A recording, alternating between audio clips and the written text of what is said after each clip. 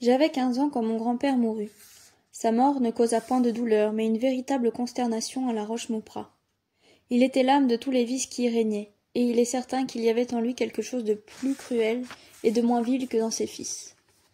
Après lui, l'espèce de gloire que son audace nous avait acquise s'éclipsa. Ses enfants, jusque-là bien disciplinés, devinrent de plus en plus ivrognes et débauchés. D'ailleurs, les expéditions furent chaque jour plus périlleuses. Excepté le petit nombre de féaux que nous traitions bien et qui nous étaient tous dévoués, nous étions de plus en plus isolés et sans ressources. Le pays d'alentour avait été abandonné à la suite de nos violences. La frayeur que nous inspirions agrandissait chaque jour le désert autour de nous. Il fallait aller loin et se hasarder sur les confins de la plaine. Là, nous n'avions pas le dessus et mon oncle Laurent, le plus hardi de tous, fut grièvement blessé à une escarmouche. Il fallut chercher d'autres ressources. Jean les suggéra. Ce fut de se glisser dans les foires sous divers déguisements et d'y commettre des vols habiles. De brigands, nous devînmes filous, et notre nom détesté s'avilit de plus en plus. Nous établîmes des accointances avec tout ce que la province recelait des gens tarés, et par un échange de services frauduleux, nous échappâmes encore une fois à la misère. Je dis nous, car je commençais à faire partie de cette bande de coupe-jarrets quand mon grand-père mourut. Il avait cédé à mes prières et m'avait associé à quelques-unes des dernières courses qu'il tenta. Je ne vous ferai point d'excuses, mais vous voyez devant vous un homme qui a fait le métier de bandit. C'est un souvenir qui ne me laisse nul remords, pas plus qu'à un soldat d'avoir fait campagne sous les ordres de son général. Je croyais encore vivre au Moyen-Âge. La force et la sagesse des lois établies étaient pour moi des paroles dépourvues de sens. Je me sentais brave et vigoureux, je me battais. Il est vrai que les résultats de nos victoires me faisaient souvent rougir, mais n'en profitant pas, je m'en lavais les mains et je me souviens avec plaisir d'avoir aidé plus d'une victime terrassée à se relever et à s'enfuir. Cette existence m'étourdissait par son activité, ses dangers et ses fatigues. Elle m'arrachait aux douloureuses réflexions qui eussent pu naître en moi. En outre, elle me soustrayait à la tyrannie immédiate de Jean. Mais quand mon grand-père fut mort, et notre bande dégradée par un autre genre d'exploit, je retombai sous cette odieuse domination. Je n'étais nullement propre au mensonge et à la fraude. Je montrais non seulement de l'aversion, mais encore de l'incapacité pour cette industrie nouvelle. On me regarda comme un membre inutile, et les mauvais procédés recommencèrent. On m'eût chassé si on eût craint que, me réconciliant avec la société, je ne devinsse un ennemi dangereux. Dans cette alternative de me nourrir ou d'avoir à me redouter, il fut souvent délibéré, je l'ai su depuis, de me chercher querelle et de me forcer à une rixe dans laquelle on se déférait de moi. C'était l'avis de Jean, mais Antoine, celui qui avait perdu le moins de l'énergie et de l'espèce d'équité domestique de Tristan, opina et prouva que j'étais plus précieux que nuisible. J'étais un bon soldat, on pouvait avoir besoin encore de bras dans l'occasion. Je pouvais aussi me former à l'escroquerie. J'étais bien jeune et bien ignorant. Mais si Jean voulait me prendre par la douceur, rendre mon sort moins malheureux, et surtout m'éclairer sur ma véritable situation, en m'apprenant que j'étais perdu pour la société et que je ne pouvais y reparaître sans être pendu aussitôt, peut-être mon obstination et ma fierté plieraient-elles devant le bien-être d'une part et la nécessité de l'autre. Il fallait au moins le tenter avant de se débarrasser de moi. Car, disait Antoine, pour conclure son homélie, nous étions 10 Maupradt l'année dernière, notre père est mort, et si nous tuons Bernard, nous ne serons plus que 8. Cet argument l'emporta. On me tira de l'espèce de cachot où je languissais depuis plusieurs mois, on me donna des habits neufs, on changea mon vieux fusil pour une belle carabine que j'avais toujours désirée, on me fit l'exposé de ma situation dans le monde, on me versa du meilleur vin à mes repas. Je promis de réfléchir, et en attendant, je m'abrutis un peu plus dans l'inaction et dans l'ivrognerie que je n'avais fait dans le brigandage. Cependant, ma captivité me laissa de si tristes impressions que je fis le serment, à part moi, de m'exposer à tout ce qui pourrait m'advenir sur les terres du roi de France, plutôt que de supporter le retour de ces mauvais traitements. Un méchant point d'honneur me retenait seul à la Roche-Maupradt. Il était évident que l'orage s'amassait sur nos têtes. Les paysans étaient mécontents, malgré tout ce que nous faisions pour nous les attacher. Des doctrines d'indépendance s'insinuaient sourdement parmi eux. Nos plus fidèles serviteurs se lassaient d'avoir le pain et les vivres en abondance. Ils demandaient de l'argent, et nous n'en avions pas. Plusieurs sommations nous avaient été faites sérieusement de payer à l'État les impôts du fisc, et nos créanciers, se joignant aux gens du roi et aux paysans révoltés, tout nous menaçait d'une catastrophe semblable à celle dont le seigneur de Pleumartin venait d'être victime dans le pays.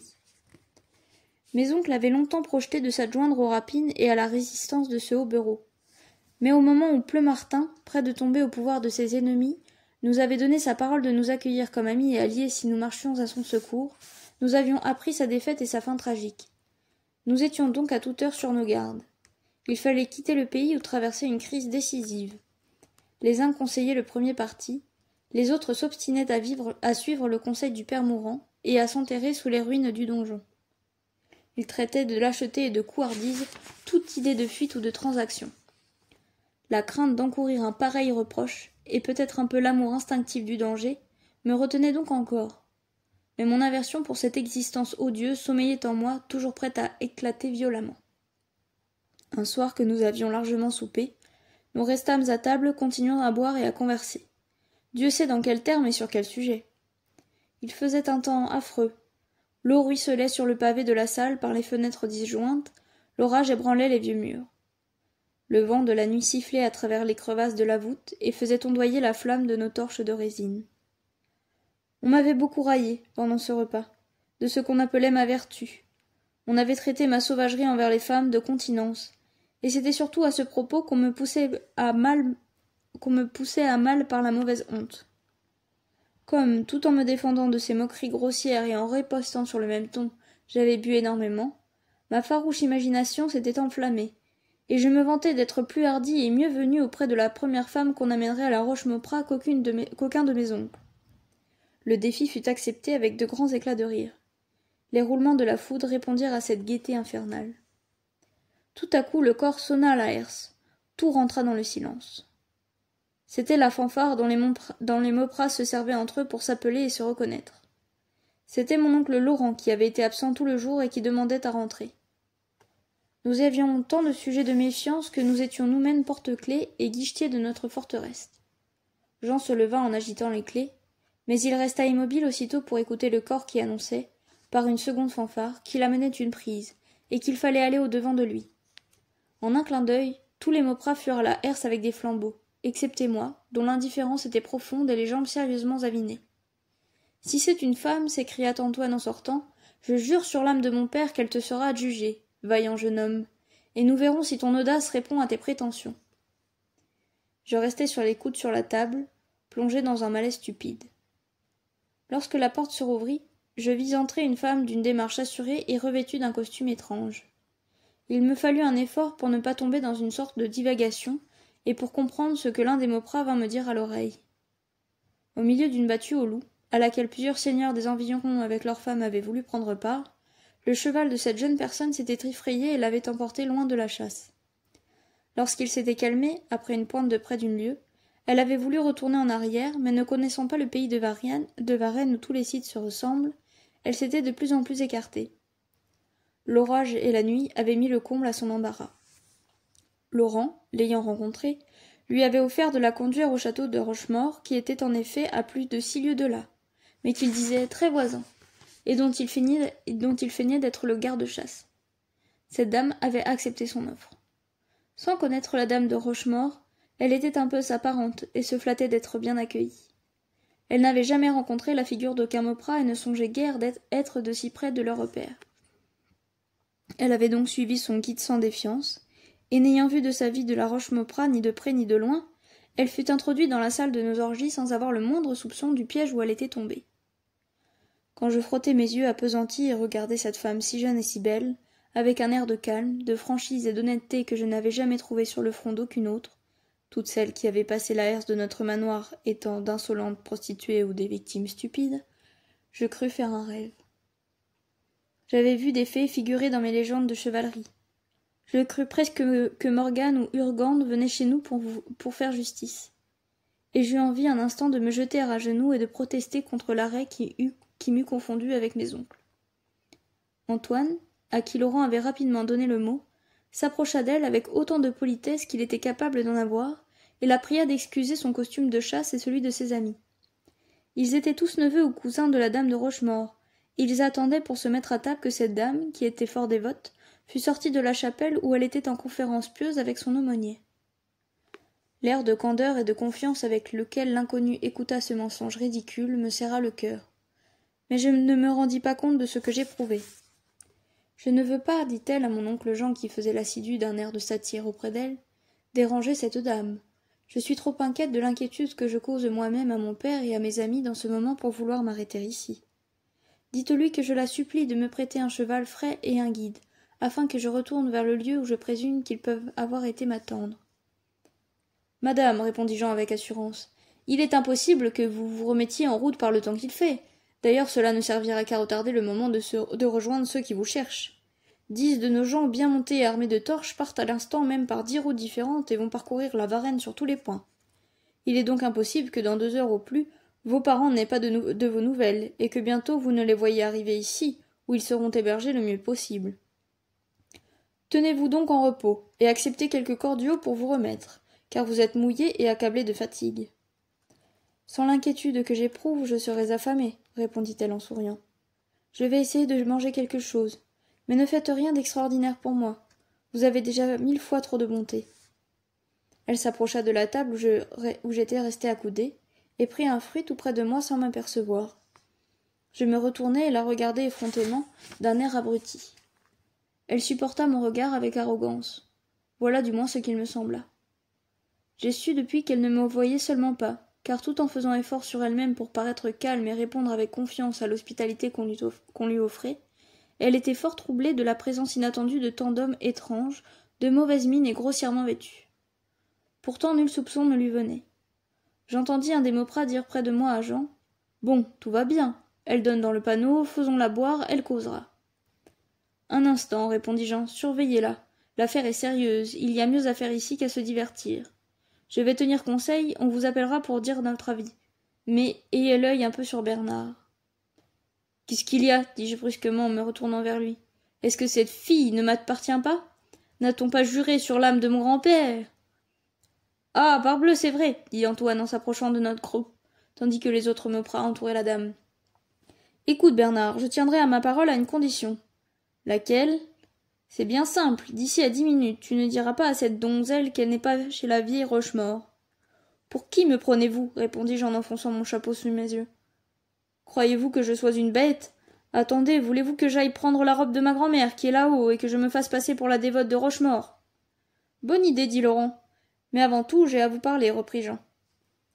Et il les entraîna dehors après avoir fait un signe aux autres. Au moment où ils sortaient tous, je crus voir que Jean voulait engager Antoine à me surveiller, mais Antoine, avec une insistance que je ne compris pas, s'obstina à le suivre. Je restai seule avec l'inconnu. Je demeurai un instant étourdi, bouleversé, et plus embarrassé que satisfait du tête-à-tête. Puis, en cherchant à me rendre compte de ce qui se passait de mystérieux autour de moi, je parvins à m'imaginer, à travers les fumées du vin, quelque chose d'assez vraisemblable, quoique pourtant ce fût une erreur complète. Je crus expliquer tout ce que je venais de voir et d'entendre, en supposant d'abord que cette dame si tranquille et si parée était une de ces filles de Bohême que j'avais vues quelquefois dans les foires. Second degré, que Laurent, l'ayant rencontrée par les champs, l'avait amenée pour divertir la compagnie. Troisièmement, qu'on lui avait fait confidence de mon état d'ivresse fanfaronne, et qu'on l'amenait pour mettre ma galanterie à l'épreuve, tandis que qu'on me garderait par le trou de la serrure. Mon premier mouvement, dès que cette pensée se fut emparée de moi, fut de me lever et d'aller droit à la porte que je fermai à double tour et dont je tirai les verrous. Puis je revins vers la dame, déterminée que j'étais à ne pas lui donner lieu de railler ma timidité. Elle était assise, sous le manteau de la cheminée, et, comme elle était occupée à sécher ses habits mouillés, et penchée vers le foyer, elle ne s'était pas rendue compte de ce que je faisais. Mais l'expression étrange de mon visage la fit tressaillir lorsque je m'approchai d'elle. J'étais déterminée à l'embrasser pour commencer. Mais je ne sais pas par quel prodige, dès qu'elle eut levé les yeux sur moi, cette familiarité me devint impossible. Je ne me sentis que le courage de lui dire « Ma foi, mademoiselle, vous êtes charmante, et vous me plaisez aussi vrai que je m'appelle Bernard Mauprat. »« Bernard Mauprat » s'écria-t-elle en se levant. « Vous êtes Bernard Mauprat, vous ? En ce cas, changez de langage, et sachez à qui vous parlez. Ne vous l'a-t-on pas dit ?»« On ne me l'a pas dit, mais je le devine, répondis-je en ricanant, et en m'efforçant de lutter contre le respect que m'inspirait sa pâleur subite et son attitude impérieuse. Si vous le devinez, dit-elle, comment est-il possible que vous me parliez comme vous faites? Mais on m'avait dit que vous étiez si mal élevé, et pourtant j'avais toujours désiré vous rencontrer. En vérité, dis-je en ricanant toujours. vous, princesse de grande route, qui avez connu tant de gens dans votre vie. Laissez mes lèvres rencontrer les vôtres, s'il vous plaît, ma belle, et vous saurez si je suis aussi bien élevée que messieurs mes oncles, que vous écoutiez si bien tout à l'heure. Vos oncles s'écria-t-elle, en saisissant brusquement sa chaise et en la plaçant entre nous comme par un instinct de défense. Oh mon Dieu, je ne suis pas chez madame de Rochemaure. Le nom commence toujours de même, et nous sommes d'aussi bonne roche que qui que ce soit. La Roche-Mauprat, murmura-t-elle en frissonnant de la tête aux pieds, comme une biche qui entend hurler les loups, et ses lèvres devinrent toutes blanches. L'angoisse passa dans tous ses traits. Par une involontaire sympathie, je frémis moi-même, et je faillis changer tout à coup de manière et de langage. Qu'est-ce que cela a donc de surprenant pour elle, me disais-je. N'était-ce pas une comédie qu'elle joue? Et si les Mauprat ne sont pas là derrière quelques boiseries à nous écouter, ne leur racontera-t-elle pas un mot pour mot tout ce qui s'est passé? Cependant, elle tremble comme une feuille de peuplier. Mais si c'est une comédienne? J'en ai vu une qui faisait Geneviève de Brabant et qui pleurait à s'y méprendre. J'étais dans une grande perplexité et je promenais des yeux hagards tantôt sur elle, tantôt sur les portes que je croyais toujours prêtes à s'ouvrir toutes grandes, aux éclats de rire de mes oncles. Cette femme, elle était belle comme le jour. Je ne crois pas que jamais il ait existé une femme aussi jolie que celle-là. Ce n'est pas moi seulement qui l'atteste. Elle a laissé une réputation de beauté qui n'est pas encore oubliée dans tout le pays. Elle était d'une taille assez élevée, svelte et remarquable par l'aisance de ses mouvements. Elle était blanche avec des yeux noirs et des cheveux d'ébène. Ses regards et son sourire avaient une expression de bonté et de finesse dont le mélange était incompréhensible. Il semblait que le ciel lui donnait deux âmes, une toute d'intelligence, une toute de sentiment. Elle était naturellement gaie et brave. C'était un ange que les chagrins de l'humanité n'avaient pas encore osé toucher. Rien ne l'avait fait souffrir, rien ne lui avait appris la méfiance et l'effroi. C'était donc là la première souffrance de sa vie, et c'était moi, brute, qui la lui inspirais. Je la prenais pour une bohémienne, et c'était un ange de pureté. C'était ma jeune tante à la mode de Bretagne, Edmée de Mauprat, fille de monsieur Hubert, mon grand-oncle, à la mode de Bretagne aussi, qu'on appelait le chevalier et qui s'était fait relever de l'ordre de Malte pour se marier dans un âge déjà mûr, car ma tante et moi, nous étions du même âge. Nous avions 17 ans tous les deux, à quelques mois de différence, et ce fut là notre première entrevue. Celle que j'aurais dû protéger au péril de ma vie envers et contre tous, était là, devant moi, palpitante et consternée comme une victime devant le bourreau. Elle fit un grand effort, et s'approchant de moi, qui marchais avec préoccupation dans la salle, elle se nomma et ajouta. Il est impossible que vous soyez un infâme comme tous ces brigands que je viens de voir et dont je sais la vie infernale. Vous êtes jeune, votre mère était bonne et sage. Mon père voulait vous élever et vous adopter. Encore aujourd'hui, il regrette de ne pouvoir vous tirer de l'abîme où vous êtes plongé. N'avez-vous pas reçu plusieurs messages de sa part? Bernard, vous êtes mon proche parent. Songez au lien du sang. Pourquoi voulez-vous m'insulter? Veut-on m'assassiner ici ou me donner la torture? Pourquoi m'a-t-on trompé en me disant que j'étais à Rochemaure? Pourquoi s'est-on retiré d'un air de mystère? Que prépare-t-on? Que se passe-t-il? La parole expira sur ses lèvres, un coup de fusil venait de se faire entendre dehors. Une décharge de la coulevrine y répondit, et la trompe d'alarme ébranla de son lugubre les tristes murailles de donjon. Mademoiselle de Mauprat retomba sur sa chaise. Je restai immobile, ne sachant si c'était là une nouvelle scène de comédie imaginée pour se divertir de moi, et décidé à ne point me mettre en peine de cette alarme jusqu'à ce que j'eusse la preuve certaine qu'elle n'était pas simulée. Allons, lui dis-je en me rapprochant d'elle, convenez que tout ceci est une plaisanterie. Vous n'êtes pas mademoiselle de Mauprat, et vous voulez savoir si je suis un apprenti capable de faire l'amour. J'en jure par le Christ, répondit-elle en prenant mes mains dans ses mains froides comme la mort. Je suis Edmée, votre parente, votre prisonnière, votre amie, car je me suis toujours intéressée à vous. J'ai toujours supplié mon père de ne pas vous abandonner. Mais écoutez, Bernard, on se bat à coups de fusil. C'est mon père qui vient me chercher sans doute, et on va le tuer. Ah, s'écria-t-elle en tombant à genoux devant moi. Allez, empêchez cela, Bernard, mon enfant. Dites à vos oncles de respecter mon père, le meilleur des hommes, si vous saviez. Dites-leur que, s'ils nous haïssent, s'ils veulent verser du sang, eh bien, qu'ils me tuent, qu'ils m'arrachent le cœur, mais qu'ils respectent mon père. On m'appela du dehors d'une voix véhémente. Où est ce poltron? Où est cet enfant de malheur? Disait mon oncle Laurent. On secoua la porte. Je l'avais si bien fermée qu'elle résista à ces secousses furieuses. Ce misérable lâche s'amuse à faire l'amour pendant qu'on nous égorge. Bernard, la maréchaussée nous attaque. Votre oncle Louis vient d'être tué. Venez, pour Dieu, venez, Bernard. Que le diable vous emporte tous, m'écriai-je, et soyez tués vous-même, si je crois un mot de tout cela. Je ne suis pas si sot que vous pensez. Il y a de lâches ici que ceux qui mentent. Moi, j'ai juré que j'aurais la femme, et je ne la rendrai que quand il me plaira. Allez au diable, répondit Laurent. Vous faites semblant. Les décharges de mousqueterie redoublèrent, des cris affreux se firent entendre. Laurent quitta la porte et se mit à courir vers le bruit. Son empressement marquait tant de vérité que je n'y pus y résister. L'idée qu'on m'accuserait de lâcheté l'emporta et je m'avançai vers la porte. Oh Bernard, oh monsieur de Mauprat, s'écria Edmé en se trônant près de moi. Laissez-moi aller avec vous. Je me jetterai aux pieds de vos ongles, je ferai cesser ce combat.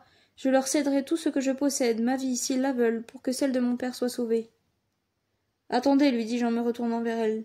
Je ne peux pas savoir si on ne se moque de moi. Je crois que mes oncles sont là derrière la porte et que, pendant que nos valets de chiens tiraillent dans la cour, on tient une couverture pour me berner. Vous êtes ma cousine ou vous êtes une... Vous allez me faire un serment. Et je vous en ferai un en retour. Si vous êtes une princesse errante, et que, vaincue par vos grimaces, je sorte de cette chambre, vous allez jurer d'être ma maîtresse et de ne souffrir personne auprès de vous avant que j'aie usé de mes droits. Ou bien moi, je vous jure que vous serez corrigée comme j'ai corrigé ce matin Flore, ma chienne mouchetée. Si vous êtes ennemie, et que je vous jure de me mettre entre votre père et ceux qui voudraient le tuer, que me promettez-vous, que me jurez-vous? Si vous sauviez mon père, s'écria-t-elle, je vous jure que je vous épouserai. Oui, da, lui dis-je, enhardi par son enthousiasme, dont je ne comprenais pas la sublimité. Donnez-moi donc un gage, afin qu'en tout cas, je ne sorte pas d'ici comme un sot. Elle se laissa embrasser sans faire résistance, ses joues étaient glacées. Elle s'attachait machinalement à mes pas pour sortir. Je fus obligé de la repousser. Je le fis sans rudesse, mais elle tomba comme évanouie. Je commençais à comprendre la réalité de ma situation, car il n'y avait personne dans le corridor, et les bruits du dehors venaient de plus en plus alarmants. J'allais courir vers mes armes lorsqu'un dernier mouvement de méfiance, ou peut-être un autre sentiment, me fit revenir sur mes pas et fermer à double tour la porte de la salle où je laissais ennemis. Je mis la clé dans ma ceinture, et j'allai au rempart, armé de mon fusil que je chargeai en courant. C'était tout simplement une attaque de la maréchaussée. Il n'y avait là rien de commun avec mademoiselle de Mauprat. Nos créanciers avaient obtenu prise de corps contre nous. Les gens de loi, battus et maltraités, avaient requis de l'avocat du roi au président de Bourges un mandat d'amener que la force armée exécutait de son mieux, espérant s'emparer de nous avec facilité au moyen d'une surprise nocturne. Mais nous étions en meilleur état de défense qu'ils ne pensaient. Nos gens étaient braves et bien armés, et puis nous nous battions pour notre existence tout entière. Nous avions le courage du désespoir, et c'était un avantage immense. Notre troupe montait à 24 personnes, la leur à plus de 50 militaires. Une vingtaine de paysans lançaient des pierres sur les côtés, mais ils faisaient plus de mal à leurs alliés qu'à nous. Le combat fut acharné pendant une demi-heure, puis notre résistance effraya tellement l'ennemi qu'il se replia et suspendit ses hostilités. Mais il revint bientôt à la charge et fut de nouveau repoussé avec perte. Les hostilités furent encore suspendues.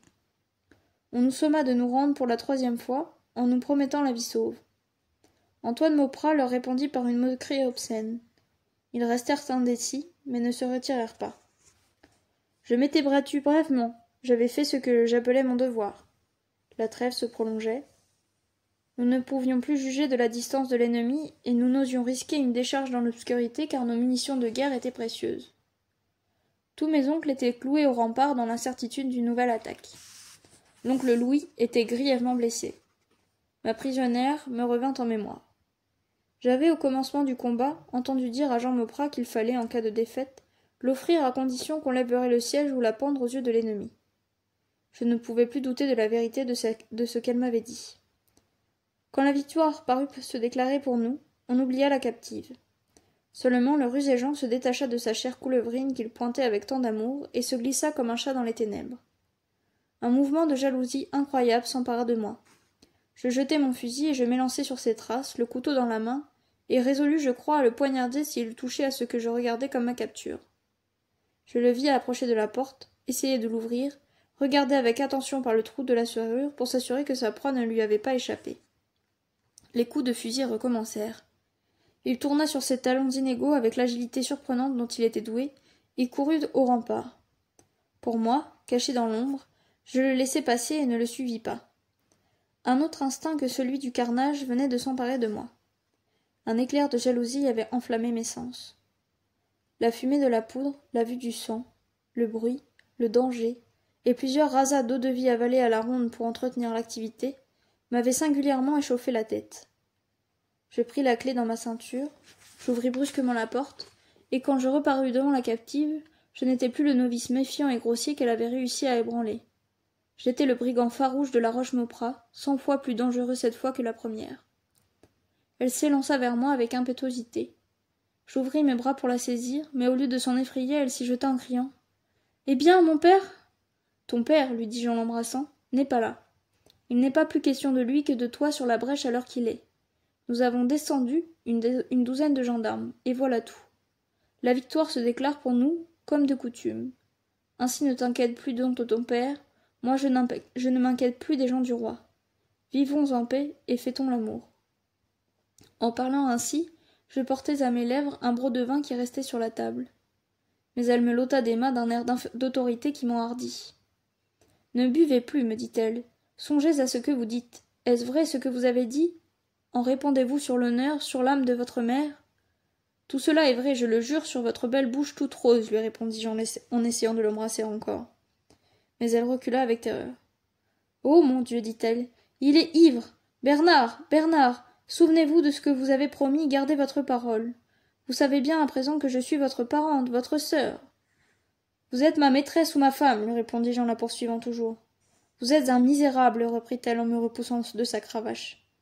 Qu'avez-vous fait pour que je vous sois quelque chose? Avez-vous secouru mon père? J'ai juré de le secourir, et je l'aurais fait s'il eût été là. C'est donc comme si je l'avais fait. Savez-vous que si je l'avais fait et que j'eusse échoué, il n'y aurait pas eu à la Roche-Mauprat de supplice assez cruel et assez lent pour me punir à petit feu de cette trahison? J'ai juré assez haut, on peut l'avoir entendu. Ma foi, je ne m'en soucie guère, et je ne tiens pas à vivre 2 jours de plus ou de moins, mais je tiens à vos faveurs, ma belle, et à n'être pas un chevalier langoureux dont on se moque.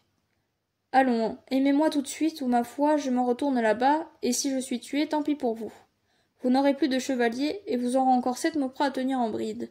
Je crains que vous n'ayez pas les mains assez fortes pour cela, ma jolie petite Linotte.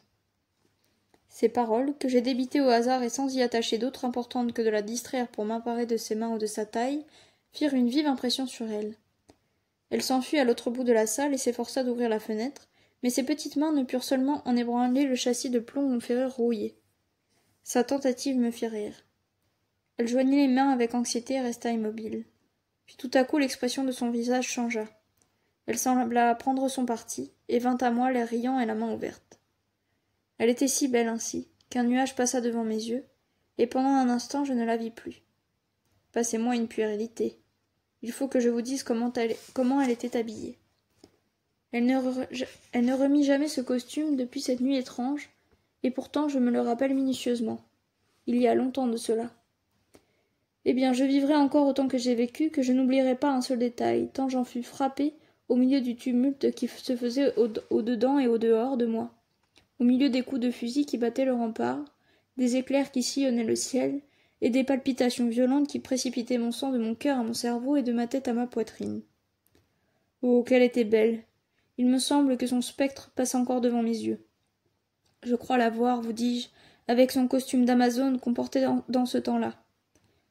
Ce costume consistait en une jupe de drap très ample, le corps serré dans un gilet de satin gris de perles boutonnées, et une écharpe rouge autour de sa taille.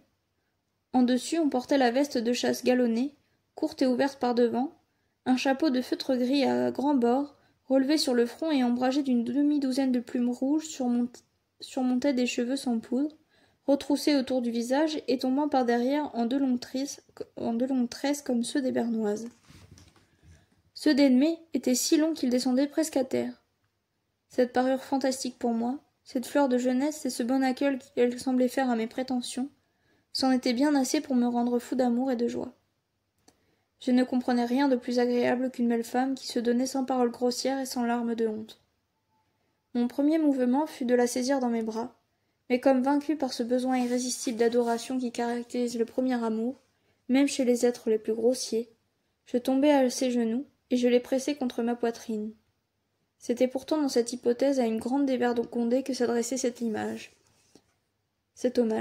Je n'en étais pas moins près de m'évanouir.